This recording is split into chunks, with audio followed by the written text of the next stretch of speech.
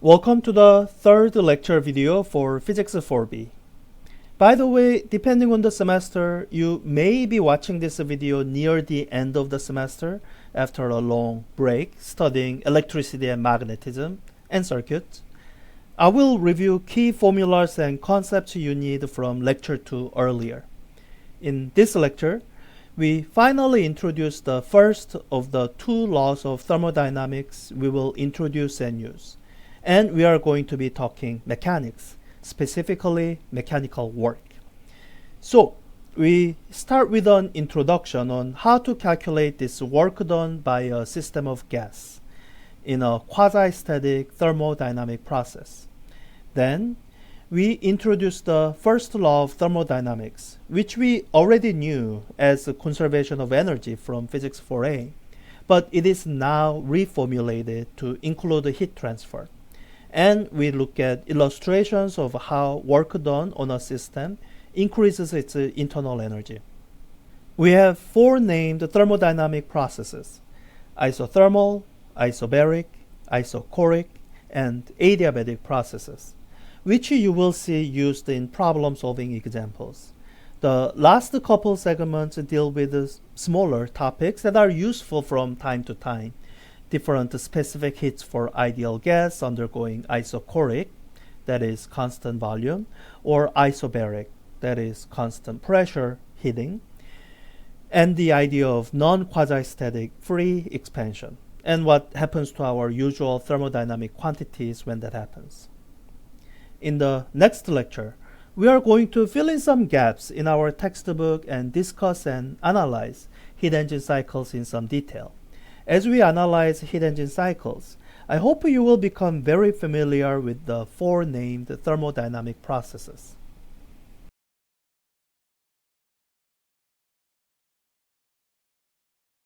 Having covered the necessary background materials in chapter 1 and 2, we are now ready to cover the first law of thermodynamics.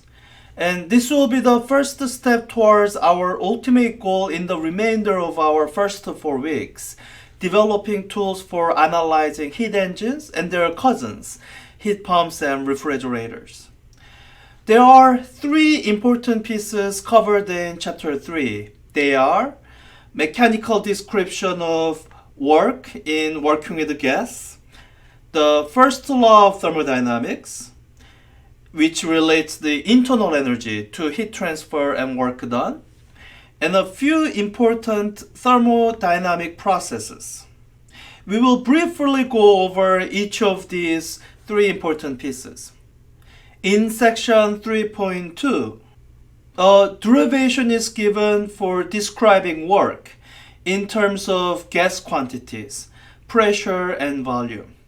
In Physics 4a, we defined work as force times displacement. Using the definition of pressure, you can describe force exerted by a gas as pressure times area. When you combine this area, cross-sectional area, with displacement, you get change in volume, which is where we get this relationship. dW is equal to P times dV. In simple scenarios where pressure is constant, we can just say work done is pressure times change in value, V2 minus V1.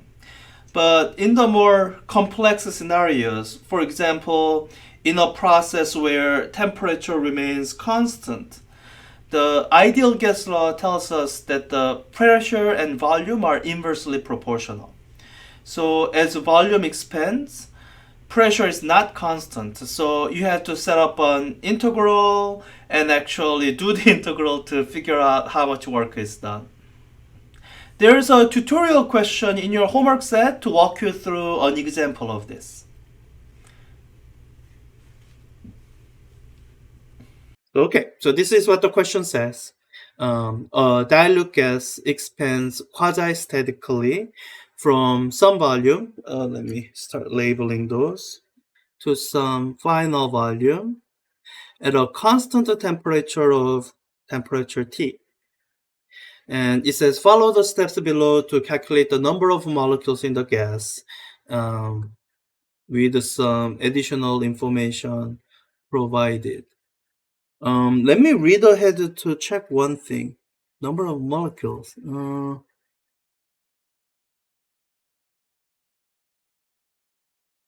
I see. Yeah. So there will be additional provide. So maybe I should provide a little bit of a background for this question. So this is actually a textbook question, and in the textbook they don't give you a lot of help, and I thought that was kind of hard for I thought it was unhelpful. So this rewritten version of it is my attempt at being helpful, and whether it's actually helpful or not, it's a separate matter. But I leave that to you. But let me just show you the textbook version of the question where this comes from, so that you can see the way it's written. So it's yeah. So it's this question here. It is found that dilute gas expands from the volume at some temperature. It does this amount of work, and it asks how many moles of gas are present. And if you are experienced in physics problem solving, as in you feel comfortable setting up your system of equations based on information given, double check if you have enough information, and then after you have everything, same number of equations as number of unknowns, and then just go through the algebra, solve it.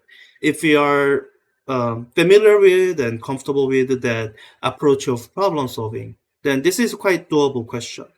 But to students who may not be quite as comfortable with that, because this is a kind of question that's asking it backward. The forward version of the question would be where the question gives you the pressure, the volume changes, temperature, and the number of moles of gas, and it would ask you, okay, how much joule of work is that? That forward version of the question is the kind of question that people who are less experienced in physics problem solving, maybe if you are, say, the first time you see an equation, the first thing you do is plug in numbers. I'm describing you, people who are less experienced in physics problem solving. That kind of for the direction of problem solving, I think students find that easier. At least I get fewer questions from students about those questions where the direction of problem solving is forward. Questions like it's backward. You have to move back, and when you are working backward like this, you have to set up algebraic expressions and really feel comfortable working with the symbolic expressions, because when you're working with the symbols, you don't mind. It doesn't matter too much that you are not given the number of molecules of gas that you might need to calculate the work. So this is written in this step-by-step format to walk you through doing that. So let me walk through this with you on video so that I can show you how that goes. So so as you are reading the description of this problem, you should note that it's saying a constant temperature. And so that kind of information is important to register and use as you're doing the problem solving, because this is telling you that it's an isothermal process you're working with. And there might be some things about isothermal processes that you have seen in your textbook reading, and you have to remember that. So one of the things that you hopefully remember is that if you draw the PV diagram for this process, the question description has given you your starting volume, your final volume, and it's only told you that it's a constant temperature. And when you're isothermal processes move the kind of movement on a pressure volume diagram for an isothermal process, they move along an isotherm. Isotherm looks kind of like 1 over x graph. And the most important thing here is that this 1 over x curve, it's a function of V, pressure changes. So if you started out at this pressure here, then your final pressure will be different in order to keep your temperature the same. So this isothermal I've drawn might represent T equals 310 Kelvin processes. And as this quasi-statically at constant temperature expands from one volume to the other, the pressure is constantly changing. Sorry, my drawing is bad. It's not a line, it's kind of a curve. So your pressure is constantly changing. Your pressure is changing. So no, it does not remain constant. And that becomes a need for part B, where we will go through calculus to relate work done with other things that are given. So that's the second step of this tutorial, where we are working through, okay, we have some limited set of information. How can we relate more stuff to it? If a pressure does not remain constant, we cannot calculate the whole amount of work with this. Instead, we need to start out with the infinitesimal work done for infinitesimal volume change. So this is what it's referring to. Let me just diagram that on PV diagram, clean up this portion here. So you can imagine a very small portion of your thermodynamic process. Maybe as your volume is changing from some point to an infinitesimally larger volume. So this will be V plus dV. And over this change of volume, you do some amount of work. And here you can make the interval so small that the amount of pressure change is negligible. Then this area under the rectangle would be your infinitesimal work done. This small area is what you would call infinitesimal amount of work done, is the value of the pressure at this point times this small volume change interval, dV. That's what this is describing. And you integrate this over the entire volume interval. You imagine breaking up this larger volume interval to these infinitesimal pieces and add it all up, Riemann sum, take a limit of the Riemann sum to the limit where dV is infinitesimally small. That's your integral. So we're describing that. So this part is going to walk you through setting up the integral. So fill in the blank for the setup for the integral below in terms of the volume, number of molecules, and temperature and Boltzmann constant and the numerical. Okay. So to start, I would set up this. So this is the infinitesimal amount of work done. So infinitesimal amount of work done is equal to pressure times the infinitesimal change in volume. So, so to get this left-hand side, to get the total amount of work done, you would integrate this from some initial conditions to final conditions. So here, in terms of the variable V, which is the quantity we are being given, it would be from some initial volume to some final volume. And I think here's where you see the problem. This original expression is in terms of pressure, and you don't see pressure anywhere ever in this problem set. Um, so, so you have to think of how else can I bring in some information about pressure. And as you're thinking through, I hope you remember ideal gas law. So once you remember ideal gas law, PV is equal to N Boltzmann constant times temperature, or I guess for this question we are not using subscript B, which is fine. So out of this expression, we can solve it for pressure. Then you get pressure is equal to nkt over volume. And looking at this, I think every quantity here is something that is either given or allowed. I have a number of molecules, which we don't know yet, but we're gonna, as long as you're working through algebraically with the symbolic expressions, it's fine that you don't know its number. And you have Boltzmann constant, temperature given, we have the number, and this volume is the variable. So with those substituted in, this looks like from initial volume to final volume, substituted in for pressure, NKT over V times dV. And one final check, it's good to check that when you have an expression for integral like this, you have your the variable of integration. That's one of your, well, that's the one, and it should be the only variable. If any of these other quantities are changing, then you should find a way to re-express them in terms of your integration variable. And in this case, because it's isothermal, your temperature will be at constant at this value. Great. So the expression here should be just nkt divided by 3. And this kind of expression is fine. I think, I mean, if you want to be sure, you can put in some spaces. Oh, it doesn't let me put in spaces. It's fine. The question is written with this variable declared, so they know what nkt stands for. They know it stands for n times k times t. So So, so yeah, that's it. It's quite actually simple once you have it written down. Um, so it says, Parse says complete integral above and write down the work done in terms of these quantities.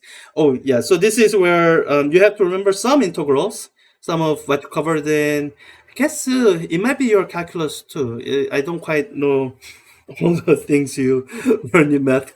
Okay, I know what you learn in math classes. I just don't remember in which math class you learn specific things. So one of the things that you learn in some of your calculus class is how to integrate things like 1 over x dx. And that's this exact integral. And this is in fact this ought to be the context where they introduce the natural law. So the antiderivative of 1 over x is natural log of x. So that's what we're going to do. Let me just go through two steps, or pretend to go through two steps. I'm going to factor out this constant coefficient. So I have this constant coefficient, nkt, times, now I have the antiderivative. So that's going to be natural log of this integration variable v. And we evaluate this at two limits, from v initial to v final. And let me do some logarithm algebra and simplify this. And I think in one of the lectures I do cover the logarithm algebra. It's a good thing to review. Let me just restate very briefly. If you have natural log of a plus natural log of b, then it's natural log equal to natural log of a times b. That's one rule that you should know. And the second rule, that's the only thing you really need to know, which is that if you have some number n times natural log of a, then you can express this as natural log of a raised to power of n. So yeah, I think that's it. And I say these two rules are the only rules you have to know, because additional circumstances, like what if you need to calculate natural log of a minus natural log of b, you can actually get that from application of these rules one by one. So you can consider this expression and consider an application of this with n equals -1. So minus natural log of b, that's going to be equal to natural log of b raised to power of -1, or natural log of 1 over b. So this expression then becomes natural log of a plus natural log of 1 over b. Now you can apply the first relationship algebra rule, natural log algebra rule, to get natural log of a times 1 over b, or natural log of a over b. You might have given this a subtraction thing as a separate rule. Well, it, I guess could be, but I prefer to keep my number of rules as low as possible, because the rules are the things you have to memorize, and the fewer number of them you have to memorize, the more adaptive problem solving you can do. So I'm going to use these natural local rules to write out and simplify the expressions involving initial and final volume of the gas. So just plugging in the limit, what you get is equal to nkt. There's coefficients in front. You plug in the upper limit, natural log of v final, subtract the lower limit, or version with the lower limit plugged in, natural log of v initial. And from the natural log rules we have gone through here, they ought to be equal to nkt times natural log of v final over v initial. And that's the final simplified expression. And I think the system should actually accept your answer in both forms. Either whether you answer this way or this way, it should be considered correct. But the most simplified form, that shows your understanding of the setup the best, is this one. So let me, when I scroll down, it's gonna mess up all the alignments. So scroll down to here. So yeah, natural nkt times the natural log of this ratio. Yeah. Um, yeah, I think that's it. And um, note how for the original version of what the textbook question was asking, note but so let me just save this result here. Work done is this expression. I'm just gonna uh, move it up there so that I have a reference to it. I mean, in addition to what I typed in.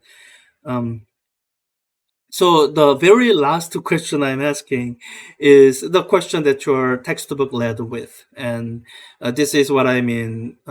Question that your textbook asks is complete on its own. It doesn't need additional explanations.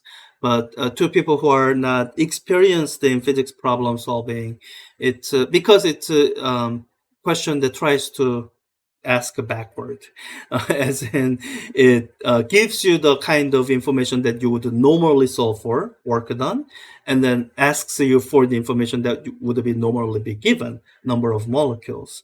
So that kind of backward question forces you to basically go through most of the problems in symbolic terms and then plug in numbers.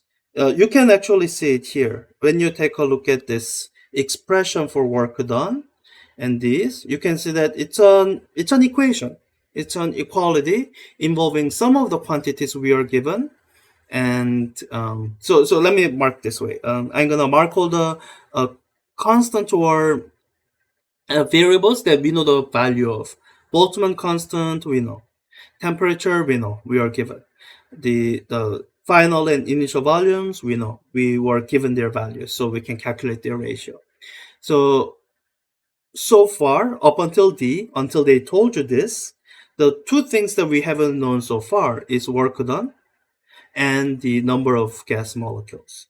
Now, the forward version of question would give you this and then ask you how much work was done. We are doing the backward version of the question. We are given how much work was done. Now we are asked for this. So we just have to solve this algebraically for n. So let me do that. When I solve this algebraically for n, I get n is equal to work done divided by kt times the natural log of v final over v initial. So you plug in the numbers and that's it. Let me leave that for you. I'll just submit and make sure my parts A through C are correct, and I will leave this number plugging in exercise for you. We do the one thing to check. So when you do this, you should get a positive answer. Somehow, if you flip to the V initial and V final, you will get a negative answer. So make sure you get a positive answer. So wait, did I miss something in part? No, I guess. Does a part have? I say again. There's only three possible points, and there are four parts.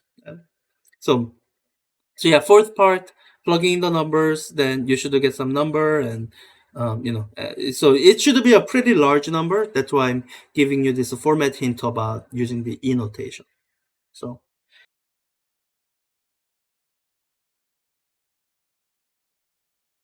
there are three important pieces covered in chapter 3. They are mechanical description of work in working with gas, the first law of thermodynamics, which relates the internal energy to heat transfer and work done, and a few important thermodynamic processes.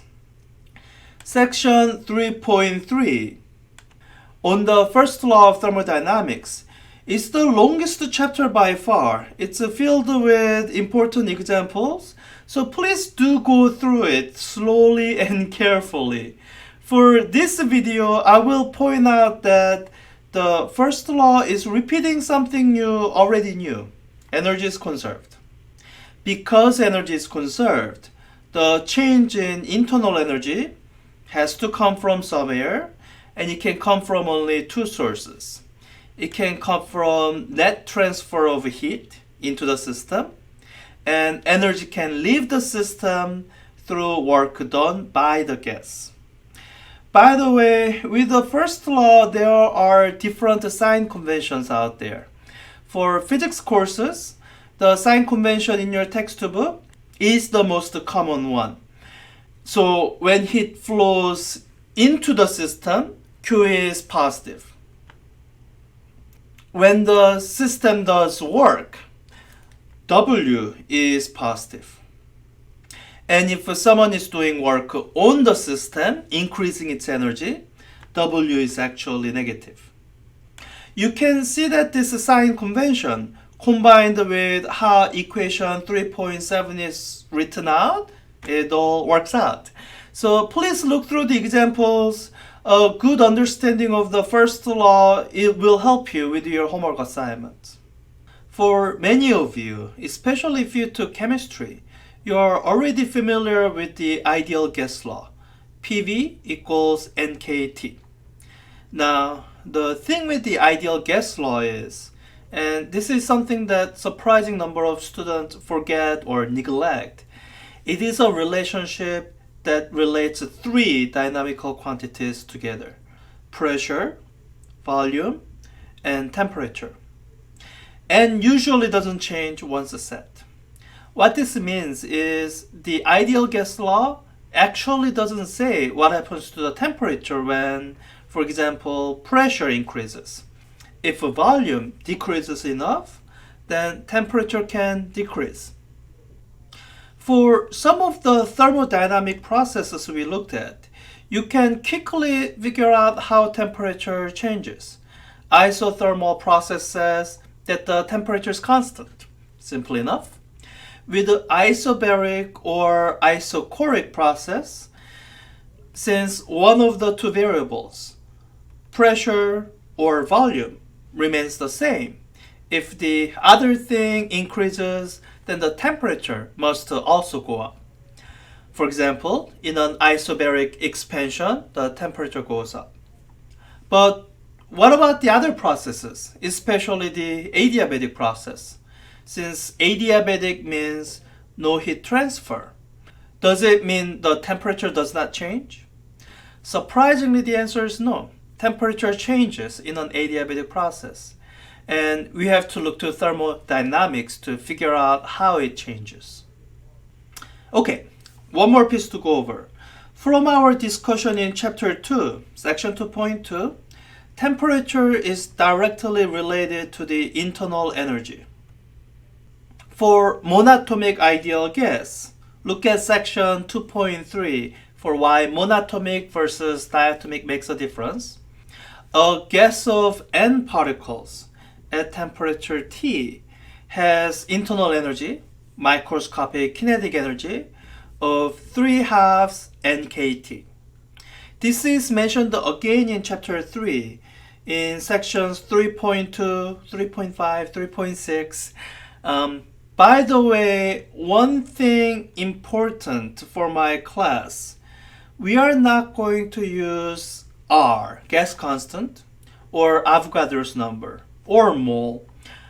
When you see equations in textbook that uses gas constant, for example, N times R, you can replace it with a capital N times K sub B, that is, number of molecules times Boltzmann's constant.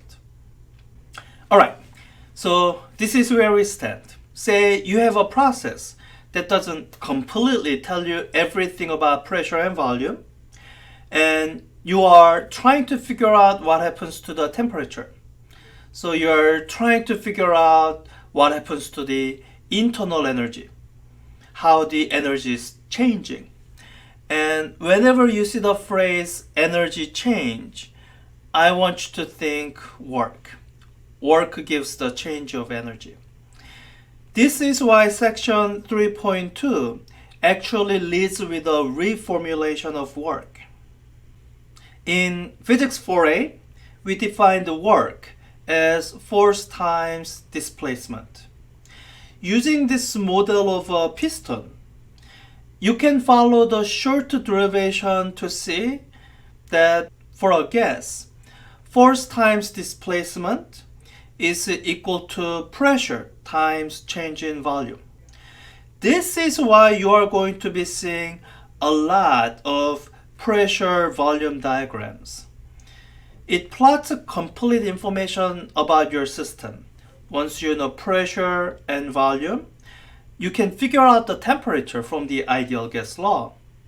And since the total work over a process is pressure as a function of volume integrated over change of volume from V1 to V2, the area under the curve in PV diagram gives the work done by the system in the process. Now I want you to think about adiabatic compression. In an adiabatic compression, the intuitive guess is you are doing work on the system to compress it. So this should increase the internal energy of the system, which increases the temperature of the gas. The first law of thermodynamics is consistent with this intuition. It says formally that change of internal energy can be attributed to two things. Heat transfer into the system is positive, and work done. Work done by the gas is positive, so positive work decreases energy. So for an adiabatic process, 0Q, negative work done on system leads to a positive change in internal energy. Now, the first law of thermodynamics is another relationship with three dynamical quantities. It doesn't say that when gas does work, the internal energy always decreases. For an example, in an isobaric expansion, the gas does work, so that part of contribution is negative.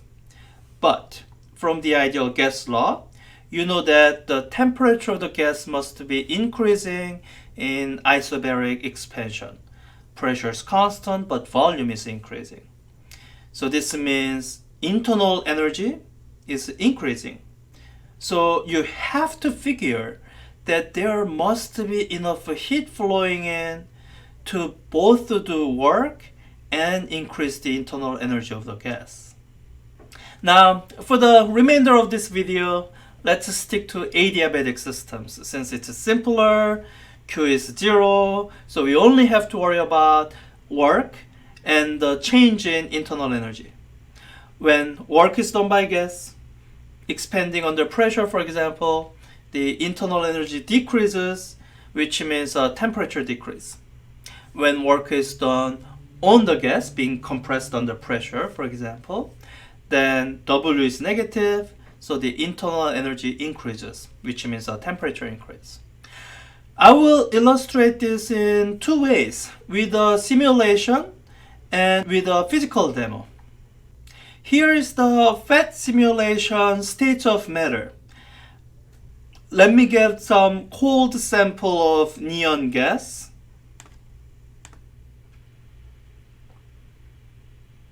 Here's neon gas at the temperature of 100 Kelvin.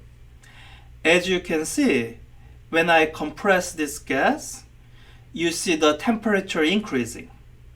This is all what we were talking about earlier, but the simulation shows another view, the molecular model view.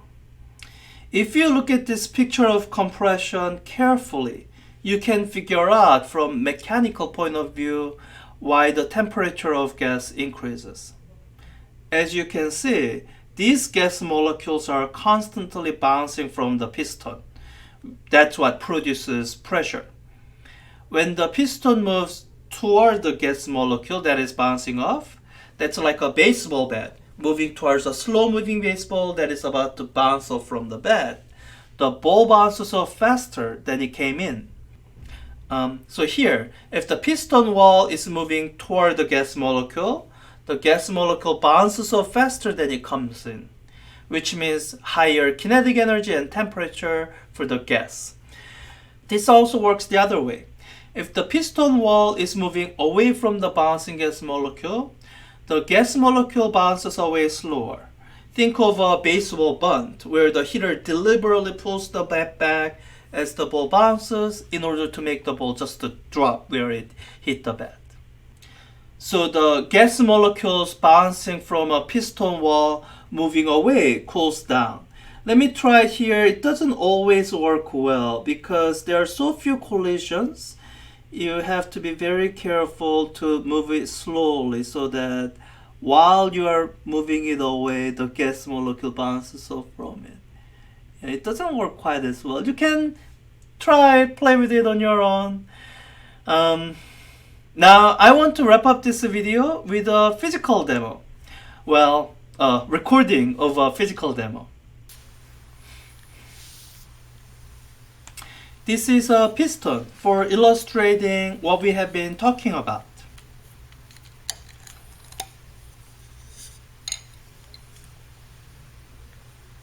I put in a small piece of cotton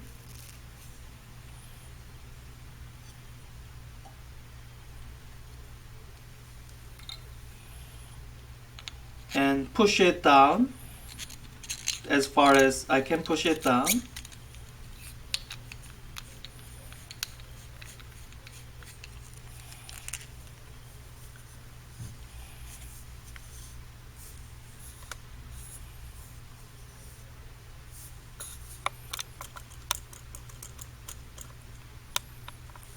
And now I'm going to suddenly compress it.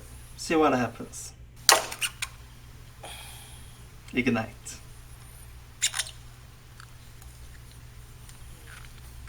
Let me try the second time.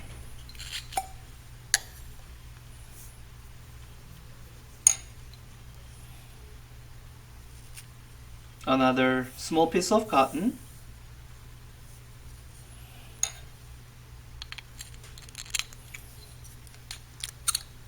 Push it down again. And then I'm going to suddenly compress it again.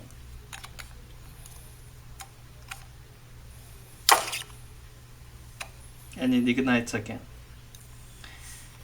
This is from the increase in temperature of air, from increase in internal energy of air in the piston, from the work done on the gas in the adiabatic compression.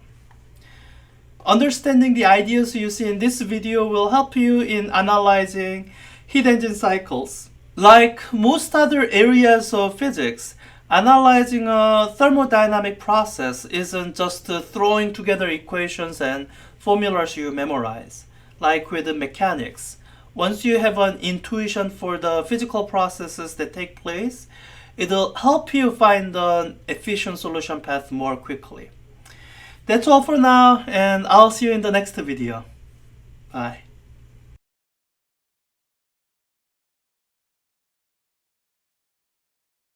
There are three important pieces covered in chapter 3. They are mechanical description of work in working with gas, the first law of thermodynamics, which relates the internal energy to heat transfer and work done, and a few important thermodynamic processes. The last of the three big pieces is the special named thermodynamic processes in section 3.4. There are four special processes given special names. They are isothermal, isobaric,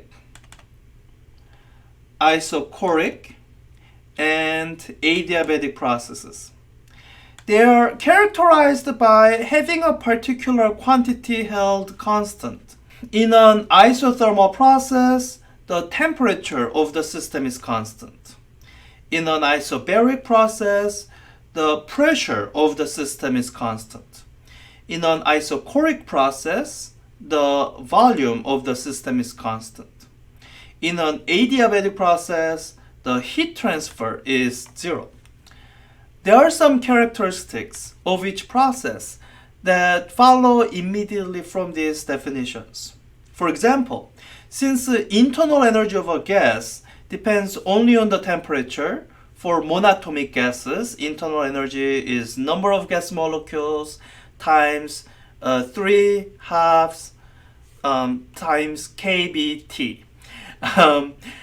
So because of that, in an isothermal process, the internal energy remains constant. If temperature doesn't change, internal energy doesn't change.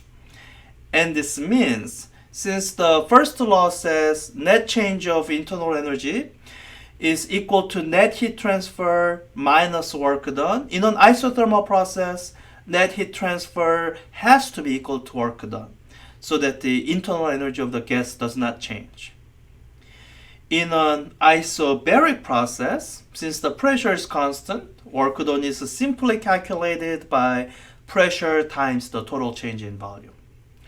In an isochoric process, by contrast, since there's no volume change, no work at all is done. Finally, in an adiabatic process, since heat transfer is zero, any work done by gas directly leads to the decrease of the internal energy. That is temperature of the gas by the same amount as the work done. In problems, we use these names to communicate any special restrictions set on a process. So you need to know which each of these labels mean. All right. So those are the three big conceptual pieces. I wanted to tell you a trick about dealing with the units, because I think that's kind of a thing you will see in this problem set where a lot of the units are given in terms of atmosphere, because that is really the common and perhaps most convenient pressure unit. And liters, that's easy enough to convert to cubic meters. And then the unit for work is asked for in SI units. And it's kind of a pain converting between the two. And I don't know if I said it in the hint. Yeah, also watch the unit. Yeah. So there's different ways to do it. Let me show you both ways, and then I'm going to just stick to the easier way till the end. So let me show you the hard way first. So by the way, for this question, in terms of working out the numerical answer, that's not all that hard.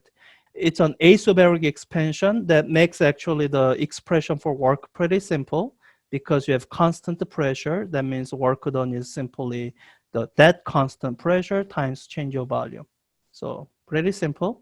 So actually, if I'm keeping the units here, the work done, I can simply say that's okay, pressure 2.4 atmosphere times the change of volume. That's 2.5 liters. So that's simple enough. Oh, can't do that in my head. 2.4 times 2.5. Oh, really? That's 6? Oh, didn't expect that. 6 atmosphere times liter. Now, the problem is that that's not the unit that the question is asking for your answer in. So you have to do unit conversion, and you can do it in two different ways. One is by hand, and I think most of you learned this in a chemistry class. And it's good practice. If you feel like you need to practice, do it. You multiply by factors of 1. So you multiply by a factor of 1, which is designed to get rid of one of the units and change it into unit that I want, Pascal. So I say, okay, 1 atmosphere, that physical quantity is equal to approximately 101,300, I think that's 25, I'm going to ignore it, 300 pascals. So this quantity is equal to 1 because the thing in the numerator and denominator are the same. It's just that it's convenient in that the unit I don't want cancels out, unit I do want remains. So let me finish writing that down for liters. So for liter, that factor of 1 is 1 liter is going to equal 10 to the minus 3 cubic meter. Or you can write it in different ways. As long as this ratio is equal to 1, and all of that is fine. So when I do this conversion, the unit I end up with is going to be joules. So I'll need to divide the resulting thing by another 1,000 to get a number in kilojoules. So I can do it that way. That's doing it by hand, and that's something everyone should know how to do. So if you need practice doing that, then by all means practice. So 6 times 101,300 times 0.001, that's 10 to the power of minus 3, equals that in joules. Oh, really? Somehow I thought it would be larger. Anyways, let me divide it by another 1,000. That seems a little bit, sorry, divide by 100 by mistake. 0. Well, that's what the number I got. 0.608. Seems small, but okay, I guess it's correct. So that's one. And let me show you the method that I'm going to be using for the other two questions, which is that I'm going to use Wolfram alpha. So I already have my answer, 6 atmosphere a liter. It's just unfortunate that that's not the unit that the question wants. But hey, I already have my answer. And my answer is 6 atmosphere times liter. And Wolfram alpha can be used for unit conversion. You can ask, okay, what is that in joules? And it'll tell you what that is in joules. Okay, that's a 608 joules. And it also kind of gives you other helpful suggestions, what other units you might want it in. Maybe you prefer ergs, CGS, or electron volt units. In any case, in kilojoules, it's 0.608, which is the number we had that was correct. So, because, especially in these videos, I want to avoid tedious things. And Wolfram alpha is going to be the thing that helps me avoid the tedious things. Hi, this is the PV diagrams in thermodynamics problem solving part 1. I'm going to solve 2 thermodynamics homework problems in this and next video, and this is the easier of the 2. So in this problem, you see a thermodynamic cycle sketched out in a PV diagram, starting from A, going to B, and then from B to C, and back from C to A. So as you are reading a question like this, the first thing I want you to do is read it carefully. It says an ideal gas expands isothermally. This is an important keyword. Along AB and does some amount of work. And then after part A, from B to C, it says that the gas then expands adiabatically along BC and does some work. So these are the 2 keywords that make this problem a lot easier than it might appear at first. So this is a first law of thermodynamics problem. So you are going to be using the first law at some point, so let me write it down. Change in the internal energy is equal to net heat transfer minus work done by the gas. And this is why the phrases isothermally and adiabatically make this question easy. It's because each of these 2 phrases make one term in the first law of thermodynamics equal to 0.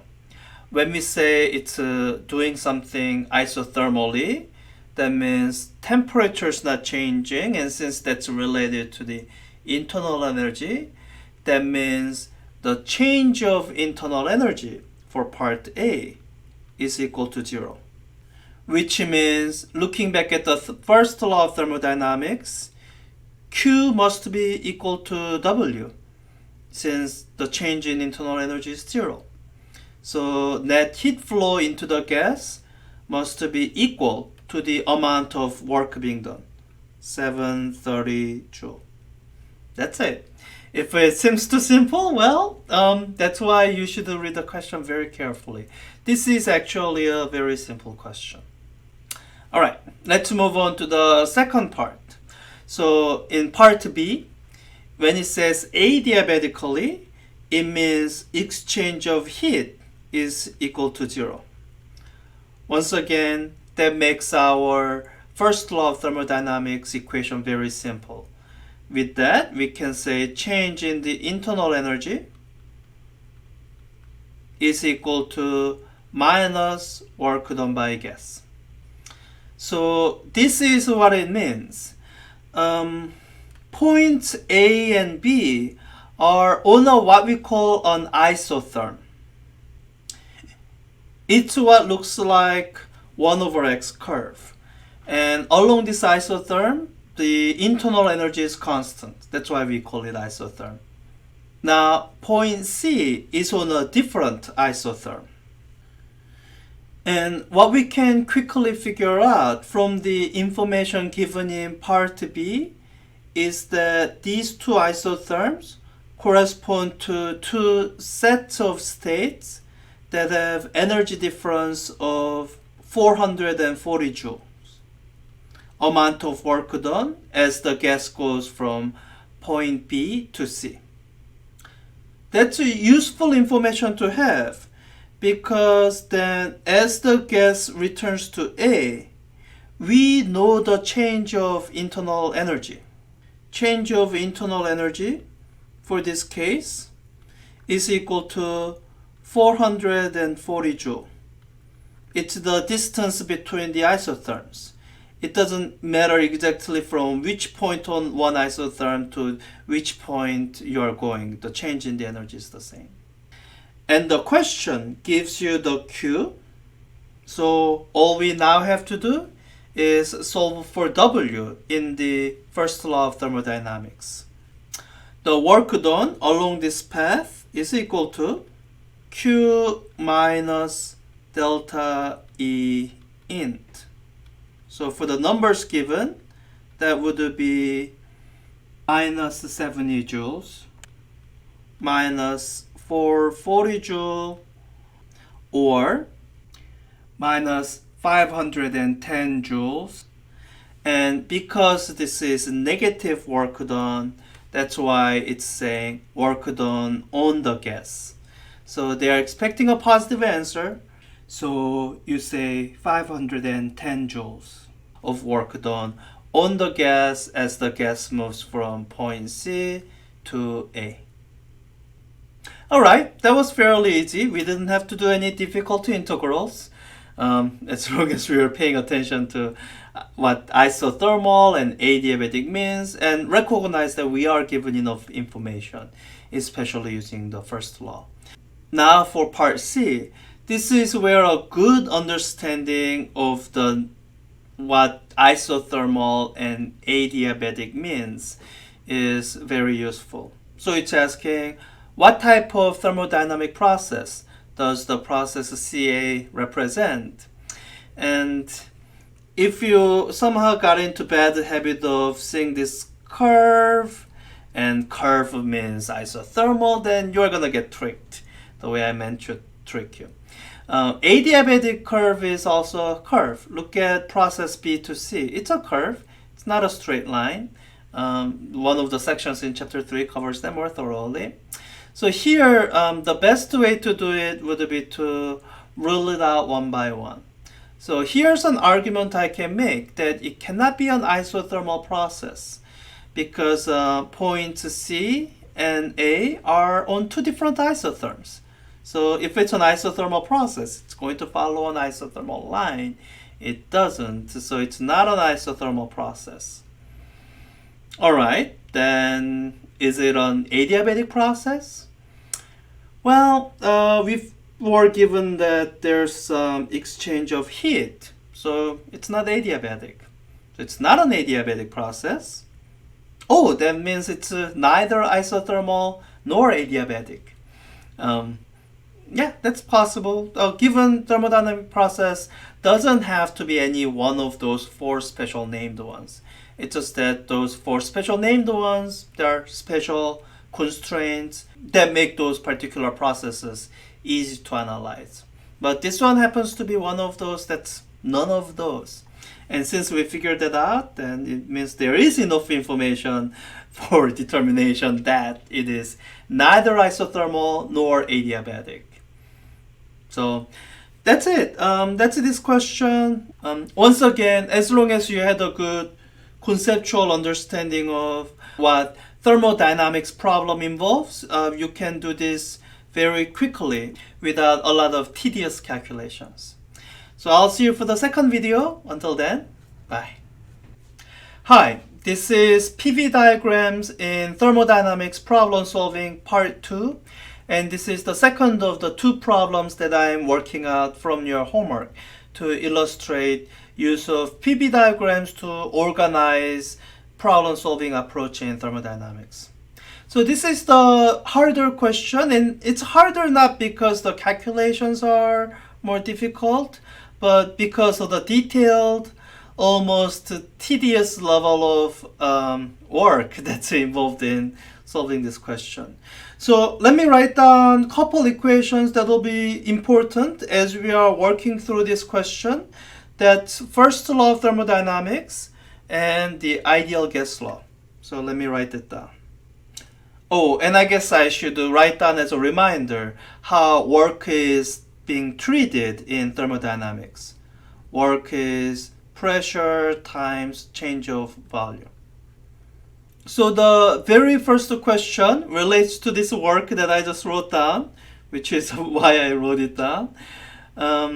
So it says, find the work done in each of the processes AB, BC, AD, and DC.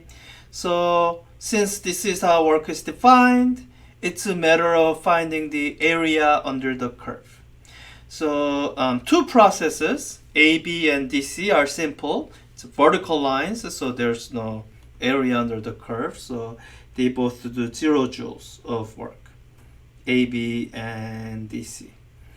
It's the BC and AD where you have to do a little more calculation. So for BC, the area under the curve is this. So you need to calculate the pressure, 5 atmosphere, times this difference in volume, 7 minus 3 liters. Now, for the answers for the homework website, you should convert it to SI units and plug in the answer in joules. But here for this video, let me work it out in the units of atmosphere times liter, because I have to do this in my head, and you can do the unit conversion. So the work done here would be 5 times 4, so 20 atmosphere liter, not joule. All right, that's easy enough. The work done in the process AD is very similar, except it's at lower pressure. So let me sketch that area under that curve. So that's from 3 to 7 liters under 2 atmosphere. The volume difference is the same, 4 liters. So it's 2 atmosphere times 4 liters, or 8 atmosphere liter. That's it. And part of the tedious problem solving here is we want to save all this work. We're going to need them all eventually later. So let's not delete any of it and keep it on the page so that we can use it later. Now, part B asks for the change in the internal energy in the processes AB and BC. And since it's looking for internal energy, what we are really looking for is temperature. Because once we know temperature, then we can get internal energy by this formula, 3 halves. nkt for monatomic gas. And in fact, it's not actually the temperature we would like to solve for. It's actually the whole quantity nkt that we want. Then we don't have to solve separately for number of molecules, and we can just solve for nkt. And this is where I hope you feel lucky, because nkt is one of the terms in the ideal gas law. So really the internal energy at point A is pressure times volume times 3/2, or 3/2 pressure to atmosphere times volume 3 liters, or 9 atmosphere liters. Now of course you should calculate this in SI units so that you have your answer in units of joules. We can also calculate internal energy at B, and that's 5 atmosphere times 3 liters, divide by 2, multiply by 3, 22.5 atmosphere liter. So the question asks for the difference in the internal energy. So it's that difference right there. So the difference is 13.5 atmosphere liter. Once again, you should convert this to SI unit. And the change in internal energy from B to C is also similarly simple, because for internal energy, once again, all you care about is the temperature. Now, there are some details that are different. Going from A to B, there's a 0 work done. Going from B to C, there is work being done. But those details don't actually matter for the internal energy. For the internal energy, all that counts is the temperature. So we do the exact same thing for internal energy at point C. So it's 3/2 times pressure times volume, or working out all the numbers, I think 52.5 atmosphere liter. So the difference here between B and C is then 30 atmosphere liter. That's it.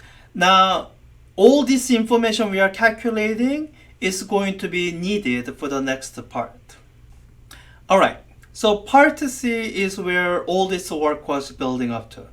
It says find the total heat added in ABC, that's the upper path, and the ADC, that's the lower path, ADC processes. And we have worked out all the pieces we need for ABC path. So let me show you how it's put together.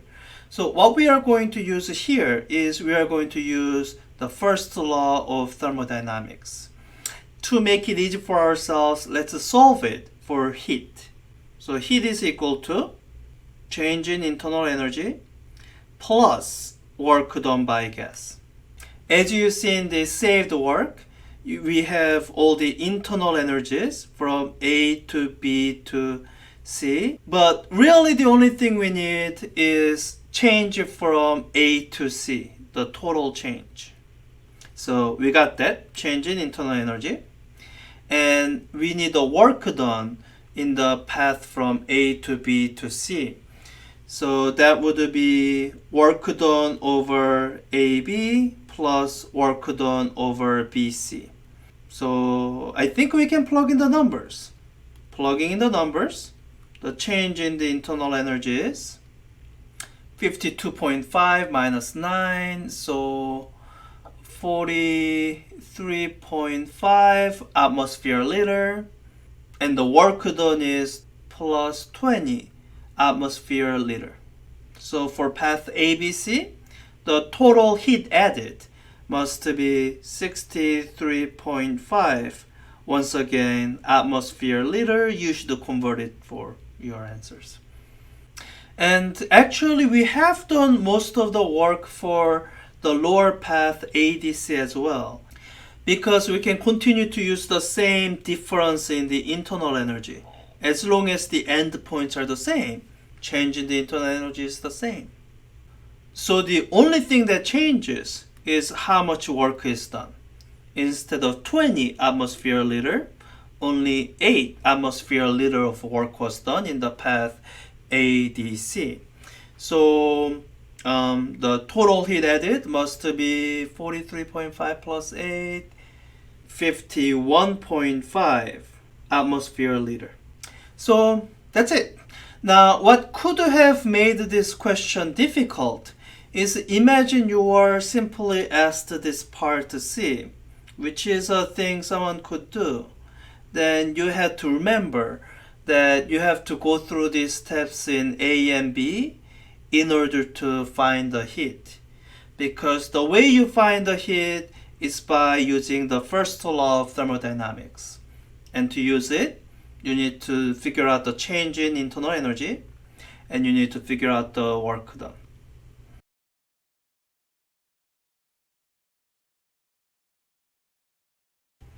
All right, so those are the three big conceptual pieces. Sections 3.5 and 3.6 also contain useful formulas and their derivations.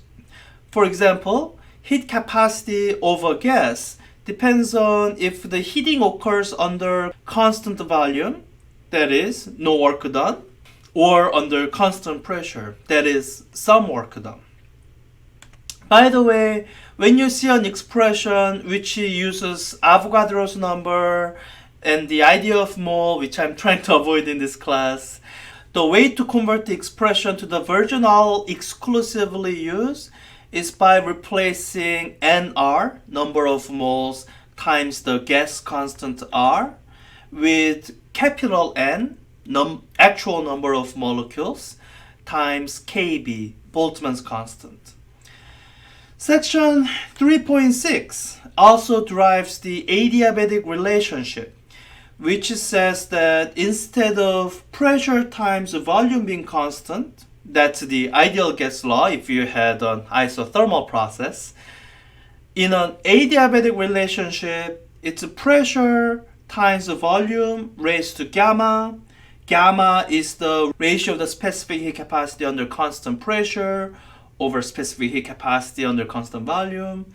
So it's this pressure times volume raised to this factor gamma that remains constant. This will be a useful relationship to know when we are later working out heat engine cycles.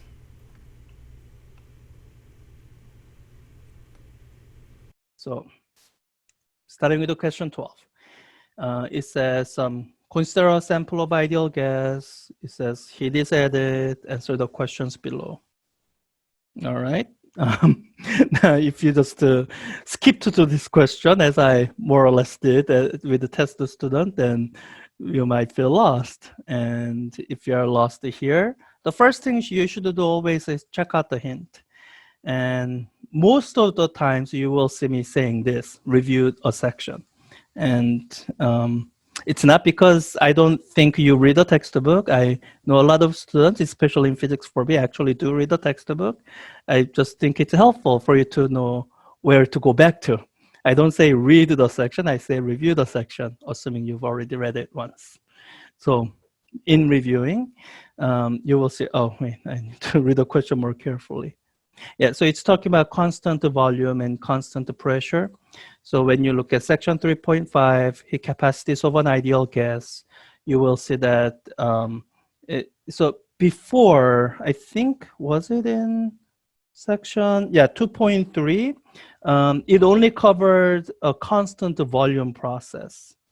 Now in section 3.5, what you will see is reminder for heat capacity for constant volume process. Does it tell you what it is? Well, yeah. The reminder for constant volume process and something new now. This fact that for a constant pressure process, heat capacity is different. And you should read the paragraph above this equation for the derivation why. It comes down to the work done. And the work that has to be done by the gas, if it's increasing in temperature while being at constant pressure, that means the volume is increasing, and that increasing volume leads to work being done by the gas. That means more energy has to be put into the gas to raise its temperature by same amount.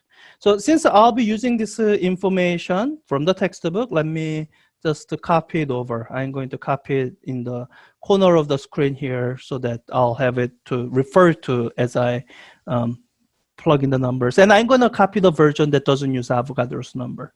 So the version that doesn't use Avogadro's number is constant volume process, specific heat capacity is degree of freedom over 2, not Boltzmann constant. And this is the heat capacity per molecule.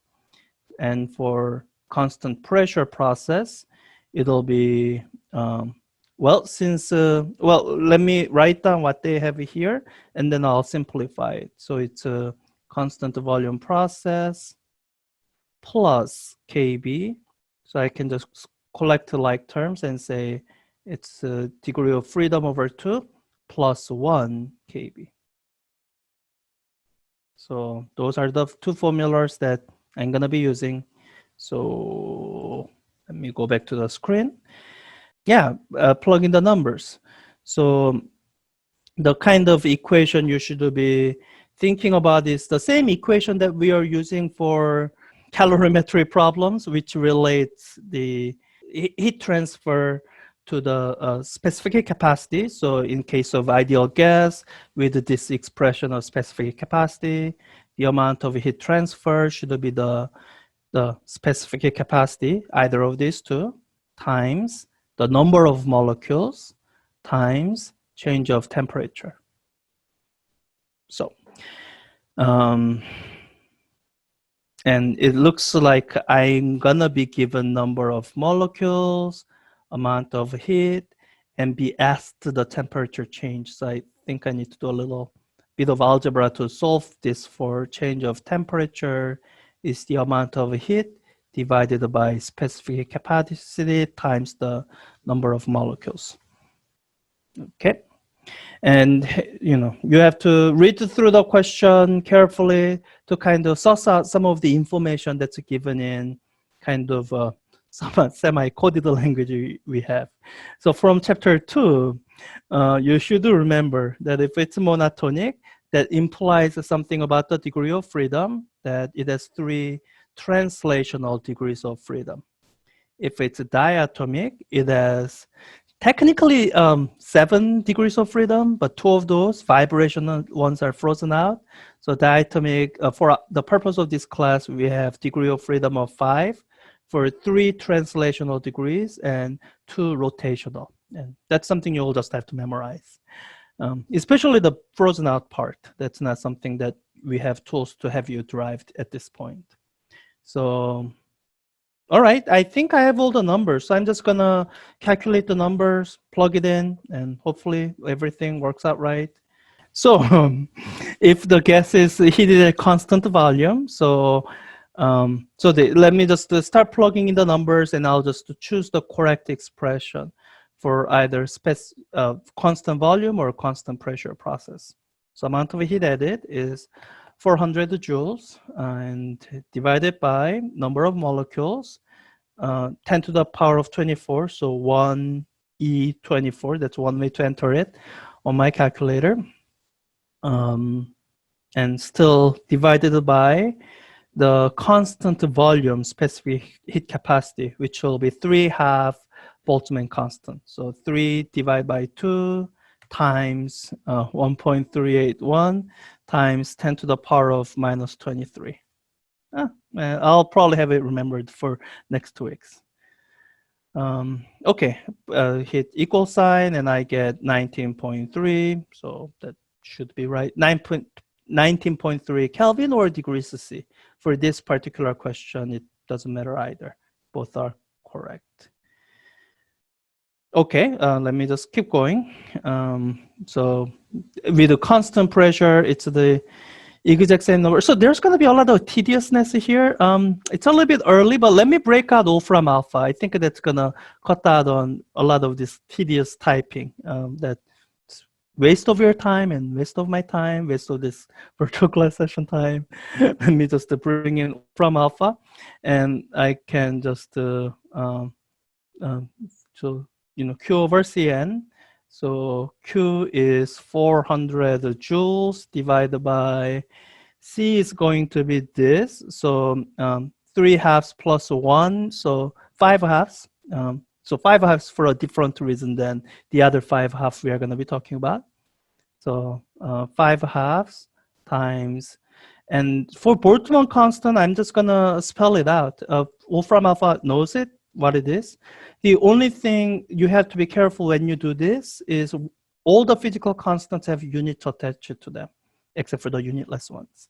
So if you're doing that, you have to make sure you are entering units for all other numbers that have units. You have to go all in or not at all. So you just have to be careful there. Boltzmann constant times the number of molecules, 10 to the power of 24. Yeah, so I will write this 1e24. There are other notations, but let me not confuse you with the multiple notations. So 11.6. 11.6. So you can see that for constant pressure, if you have the same input of heat, the amount of temperature change is less, because it goes conceptually comes down to some of the heat energy going into doing work for expansion. Okay, it's basically the same thing for diatomic. That's kind of why I typed it in here, so that I can just change some of the numbers. If it's a diatomic, what's going to be changing is the degree of freedom. So for constant volume process, it'll be 5 half. Oh, wait, that's the exact same number. Oh, so it's going to be 11.6. So it's the same number for different reason. With the monatomic gas constant pressure, the extra energy was going into mechanical work being done. With the diatomic gas constant volume, the extra energy is going into rotational degrees of freedom. But either way, the final answer. This is why I do the problem set assessment, so that I can see if you reach these answers, if you got it through the correct process. So constant pressure. So I'm here. It's 5 halves now because it's diatomic, plus 1. So that will give me 7 half. So let me make this into 7 and just re-enter. That'll get me 8 point. Can I do 8.3? So I think I can do 8.3 and I'll be fine because it's within 1%. But if you don't want to worry about figuring out your percent errors, just keep 3 significant figures and you'll be fine. If you want to figure out percent errors, all the tolerances for the questions are 1%. So watch out for that. All right, for monatomic gas, how much work is done by the gas So there's a hint. You can look at that. And what I'm guessing the hint will point to is you look at the change of internal energy that is associated with these changes in temperature, and the kind of the amount by which the internal energy of the constant pressure process changed less is the work being done. I think that's what the hint will say. Yeah, there's a shortcut. And because, yeah. And so let me set up the equations for using this shortcut. So let me erase some of these annotations so they are not in the way. And so they want me to do it for monatomic gas. So the expression I'm going to be using is the internal energy. In the case of monatomic gas, let me say mon, is the degree of, so 3 halves and kBT. That's the internal energy of a gas. So the monatomic, so here I'm really talking about change in internal energy. So the monatomic gas that was heated at constant volume had the change that's associated with this change in temperature. And so I can calculate that. And I can also calculate the change in internal energy for constant pressure, which is associated with this temperature. So, so both processes had, the two processes had a different amount of internal energy change. let me calculate that number and write it down and kind of wrap up this question from there. So, yeah, I think Wolfram Alpha screen is 19.3. Okay, I think I have everything memorized. So, 3/2 times 19.3 Kelvin. Let me do this in order. 3/2 times n. That's why I left this here because I need those numbers. Times n times Boltzmann constant times the temperature change. Okay, I forgot. 19.3 Kelvin. Okay, so let me calculate that as a change of internal energy for the constant volume process. Oh, that's going to be 400 joules. Sorry, silly me. For this constant volume process, you get delta U of 400. Sorry, I should have remembered that it's going to be the same number. So that was a bit of unnecessary work. Let me redo this for constant pressure, 11.6 Kelvin change. There, it's going to be actually an interesting number. So with the constant pressure process, the internal energy only changed by 240 joules, not the full 400 joules. So for constant pressure, the change of internal energy was 240 joules. And what the hint is getting at is the difference between these two are due to the work being done by gas for the constant pressure process. So that should be 160 joules, doing the difference in my head. So submit question, and that's it.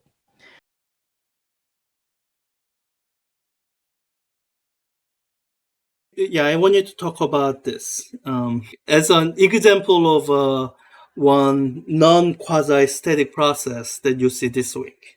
And so throughout this whole thermodynamics portion of the class, you will see our bias for wanting to really work with the quasi-static processes. It's not because it's a common type of process in the real world. If anything, real world processes are not really quasi-static.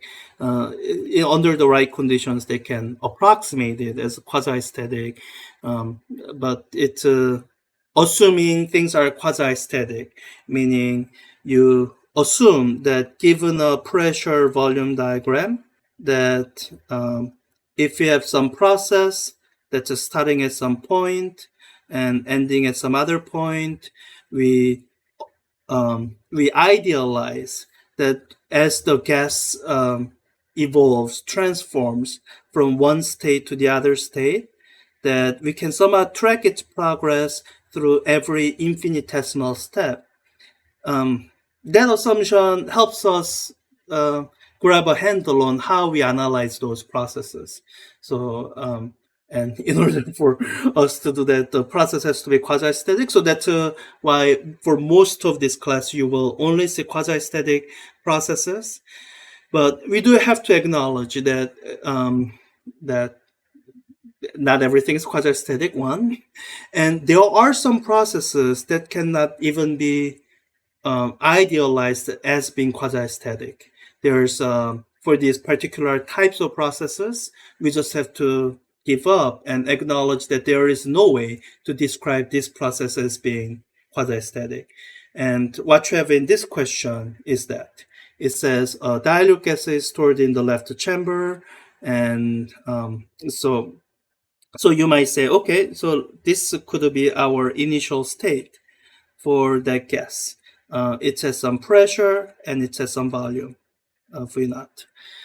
And whose walls are perfectly insulating, and the right chamber is evacuated. When the partition is removed, the gas expands and fills the entire container. Answer the questions below. So Party A asks, how much work is done by the gas in the free expansion? And it's almost in the word free expansion. In this free expansion, No work is done. And if you are looking at this picture that I've been drawing, you might be confused. I hope you are confused at least briefly, because as you are looking at this picture that I'm drawing, you should have been visualizing this area under the curve. So isn't this how much work done? How much work is done in the expansion? And um, and this is where I have to emphasize that whenever you draw a path in a PV diagram, you are assuming that the process you are describing is quasi-static, as in there's some moment in time in the evolution of your thermodynamic system. There is time when it had this pressure and this volume. And there was some earlier time when it had different pressure and volume, and you can track all those small infinitesimal changes and connect them into this path. That's what you're assuming whenever you draw a path in a PV diagram. And with this process, I can talk through why you can't do that. So imagine the moment in time when you have just opened up this partition a little bit. Or I guess if you do it really quickly, you can also talk about when you have no partition at all. Here, I can ask this reasonable question of what is the volume of the gas?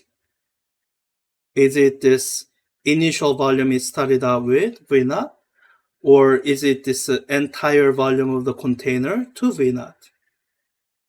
And as you look at it, I hope it's unclear, because in terms of the space that the gas molecules are occupying, yeah, that's a V naught.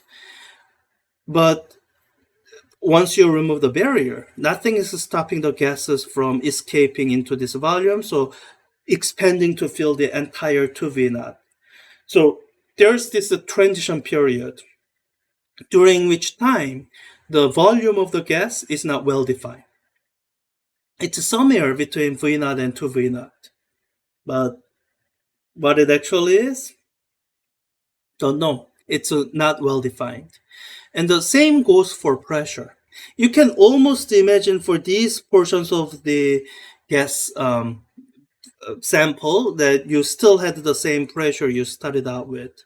But what about gases in this region? What about the gases at the interface? On one side, they have nothing stopping them from expanding. That's what free expansion is. And on the other side, there's so it. If you want to nail down one value of pressure, you can't. So to the question, what is the pressure of the gas? The answer has to be we don't know. It's not well defined. So if we were to try to illustrate this on a PV diagram, we can't draw any paths. Drawing a path implies that that it's quasi-static, which this is not. So we can draw any path. I guess sometimes people will use a dotted line to indicate that the gas is moving from one state to the other. I like to just do squiggly thing, just to highlight the undefined nature of pressure and volume while it's moving from one state to the other. And whatever you do, there is no path that you can draw. So there is no area under the curve. So, um, nothing that you would diagram on the PV diagram forces you to say this is area under the curve. There's the work done. Instead, you have to go by the description of the setup. So an alternate description where there would be work done is if this partition here, this partition, instead of being just removed, if it's being pushed out, then there would be work being done. Gas would be pushing against the partition, and that would be something that you can talk about. And in that scenario, you can also think about the process happening quasi-statically. But in this setup, if the partition is just being removed sideways suddenly, then no work is being done. As the gas expands, it's not colliding against something to push it out, so no work is being done. Now, if no work is being done, and the question was careful about saying how it's perfectly insulating, then it's an easy application of the first law of thermodynamics, which says the change in internal energy is the net heat transfer minus the work being done by the gas. So there's no heat transfer and there's no work being done. And you can easily say that the internal energy of the gas does not change in the process. And I guess as far as the answer goes, that's an easy answer. And I think this answer gets more confusing only as you try to compare this to other quasi-static processes, when you are talking about expansion, you could think about an isothermal expansion. And when you have an isothermal expansion, so if this is an isotherm, then in order to maintain constant temperature while the gas is expanding and doing work, you have to have a heat going in. And that's what you would have for the quasi-static version of this process, an isothermal expansion. So, in this case, it cannot be perfectly insulating because there is a heat transfer. If instead you insist on the perfectly insulating portion of the description, then you have something where as the gas is expanding, it's doing work, so the gas cools. You have an adiabatic expansion, and the description that's given in this question here, it has both aspects of this adiabatic quasi-static adiabatic process and the isothermal process. And really, these two different properties cannot be reconciled in any quasi-static process. So we treat this free expansion as its own thing. Free expansion is its own thing. And so this week we are going to be talking about reversible and irreversible processes. And free expansion is one archetypal example of an irreversible process that doesn't involve any friction or typical imperfections that you think about. And it also doesn't involve any heat transfer that usually is involved in irreversible processes. This is kind of its own category of irreversible process. And that's illustrated once we've introduced entropy in this expansion. Even though there's no heat transfer, entropy increases. So yeah, I wanted to talk about that. That's kind of why the question is there. I think is that all the questions? So yeah, I'll type in the answer just to verify that. This is one of those, I say, it's a conceptual question masquerading as a quantitative question. Because once you understand the free expansion well, then the answers are just right there. You don't have to do any calculation.